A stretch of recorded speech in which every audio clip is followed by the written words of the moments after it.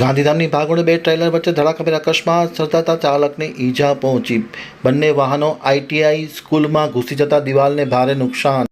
હવે જોઈએ બળદીપુરી ગોસ્વામીનો વિસ્તૃત અહેવાલ. અંજારમાં ફરી એક વખત મોટો અકસ્માત સર્જાયો છે. મીઠું ભરીને આવતા ટ્રેલર ડ્રાઈવર નશામાં કે નીંદરમાં હોય તે એક મોટો સવાલ ઉઠવા પામ્યો છે. સ્થાનિક લોકોના જણાવ્યા મુજબ ગઈ રાત્રિના અંદાજિત 2:15 વાગ્યાની આસપાસ અંજાર ભુજ બાયપાસ પર ભુજ તરફથી મીઠું ભરીને આવતા ટ્રેલર નંબર GJ12BW 5859 અંજાર કળશથી સર્કલથી આગળ વિરીચા રસ્તા થઈ થોડા પહેલાં પેટ્રોલ પંપ પાસે આઈટીઆઈ શાળા પાસે ગાંધીધામ તરફથી આવતા મોટા ખાલી ટ્રેલર સાથે ધડાકાભેર અથડાયું હતું.